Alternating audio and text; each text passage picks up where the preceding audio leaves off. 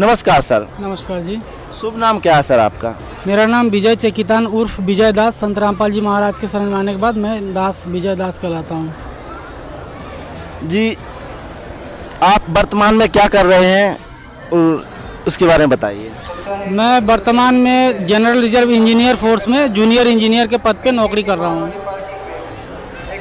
संत रामपाल जी महाराज जी के शरण में आए हैं। यहाँ बहुत सारे ऐसे नियम रहते हैं जो कि जैसे बीड़ी, गुटखा, तम्बाकू, अन्य बहुत सारी ऐसे नशीले पदार्थ है जो छोड़ने पड़ते हैं, और आप फोर्स में हैं तो उसमें कैसा ये पॉसिबल हुआ? बहुत ही अच्छा सवाल है।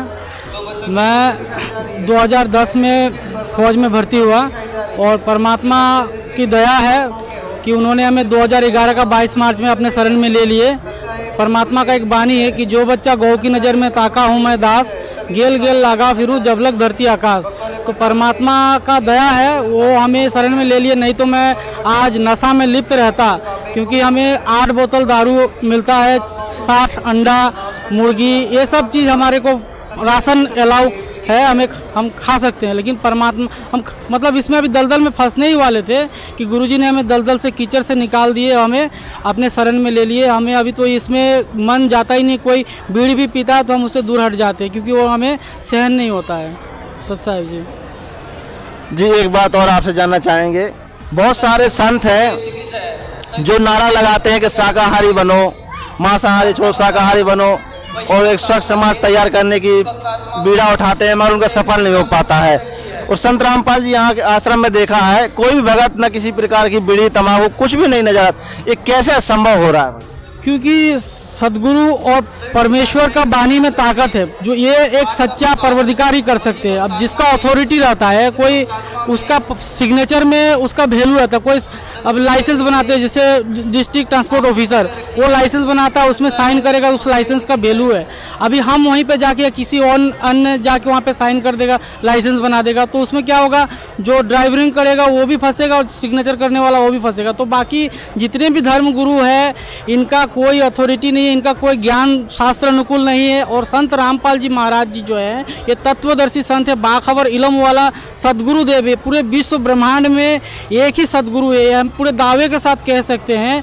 और पूरा शास्त्र, गीता, वेद, पुराण, कुरान, 18 पुराण, बाइबल, सब चीज़ का उन्होंने निचोड़ निकाल के ये प्रूफ कर दिया कि तत्वदर्शी संत रामपाल जी है, उनका वचन में पूरा पावर है। और इसलिए उनके शरण में आते ही हर कोई बूढ़ा से बूढ़ा व्यक्ति भी अपना बुराई त्याग करके अच्छे बन जाते हैं, अपने नशा त्याग कर देते हैं। एक बात और सर आपसे जानना चाहेंगे।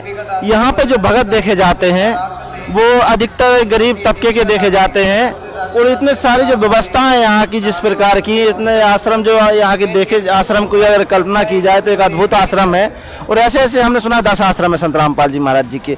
तो जो ये हो रहा है इसके बारे में आप क्या कहना चाहेंगे? ये इससे अद्भुत जो चमत्कार हो रहा है इसके बारे में क्या कहना चाहेंगे आप? ये तो होना ही है, ये तो पूरे विश्व में छाएगा। ये तो परमात्मा ने कह रखे हैं, जब कलयुग बीते विश्व विसा, ना रहेगा ईसा ना मूसा, राज करेगा जगदीशा। पूरे विश्व में आदि सनातन धर्म का प्रचार होगा। और सब जैसे समुद्र के नदी नालों में बिखरते हैं, फिर सारे नदी नाले के पानी समुद्र में आके मिल जाता है। तो ये परमात्मा सच्चा भक्ति मार्ग, ये सच्चा दरबार है।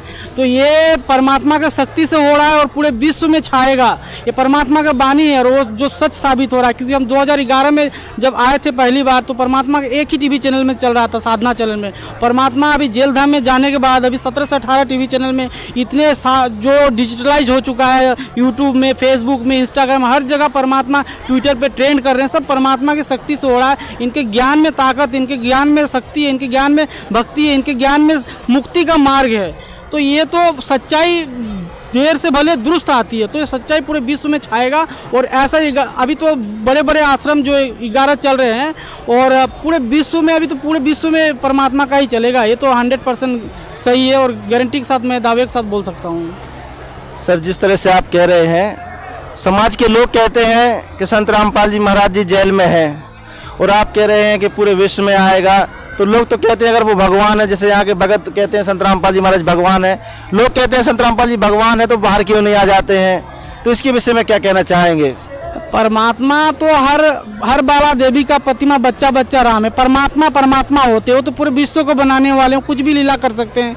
और हम पहले श्री कृष्ण जी का पुजारी थे, क्योंकि श्री कृष्ण जी को इतना मानते थे, बचपन से पूजा करते थे। जब हम पहले भी जब शुरू में आश्रम में आ रहे थे तो हम किसी से पूछते थे, पता नहीं था सतलोक आश्रम कहाँ है, 2011 की बात बता रहा हूँ। तो लोग से दिखाए तो बोले कि ये तो कहाँ आ गए, तो गुंडा है, तो ऐसा है, उसका आश्रम बंद हो गया है। लेकिन मैंने उनको जवाब दिया कि श्री कृष्ण जी को जो हम पूजा करते थे, उनका मामा दुश्मन, जरासंध दुश्मन, शिशुपाल दुश्मन, और सारे दुनिया उस टाइम उनका दुश्मन था, फिर भी हम उनको पूजा करते थे। और जेल में ही उनका जन्म हुआ। तो ये तो परमपिता परमात्मा है, ये अपने लीला कर रहे हैं। ये संत जो होता है ना, एक तीर से कई शिकार करते हैं, क्योंकि संत का वचन और संत का कर्म, संत गुरुदी करनी दी नहीं देखना, कथनी दी नहीं देखना, करनी दी चलना। मतलब गुरु जी क्या बोल रहे हैं, वो क्या कर रहे हैं, ये नहीं, उनका वचन पे चलना, उनका ज्ञान पे हमें चलना है। और वो सच्चा ज्ञान दे रखे। वो जेल धाम जाने से पहले सब कुछ पूरा करके गए। उन्होंने अपने बानी में, अपनी किताब में सब कुछ लिख गए हैं।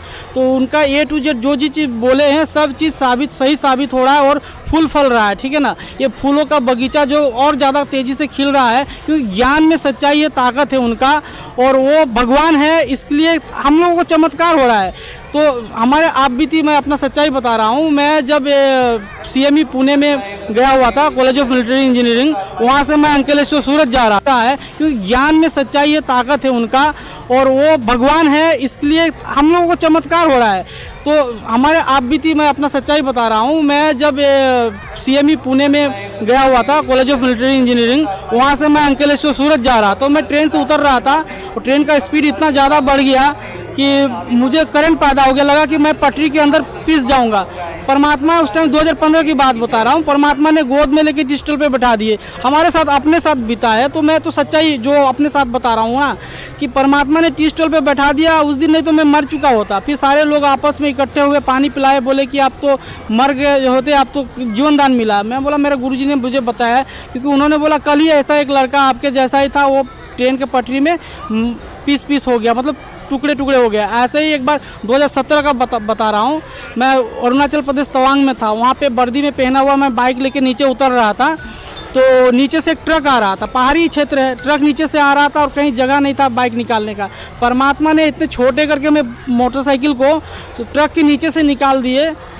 मुझे खरोच तक नहीं आया, सिर्फ पैंट में एक थोड़ा सा दाग लगा, ताकि याद रहे कि कहीं मैं ट्रक के नीचे गया कि नहीं। तो परमात्मा ऐसा लाखों भक्तों के साथ में चमत्कार हो रहा है। तो इसको परमात्मा ही कहेंगे ना। मुर्दे को भी जिंदा कर सकते, वेदों में, शास्त्रों में, सब में प्रमाण है। और कोई संत कर चुका होगा ऐसा तो हमें बताइए, हमने तो कभी सुना नहीं है। और शास्त्र अनुकूल साधना कोई बताया हो, हमारे गुरुजी ने शास्त्र खोल के सब चीज़ क्लियर बताते हैं। सच साहिब जी, जो संत रामपाल जी महाराज जी से ईर्ष्या रखते हैं और जो आपको देख रहे हैं आज, उन लोगों को आप क्या कहना चाहेंगे?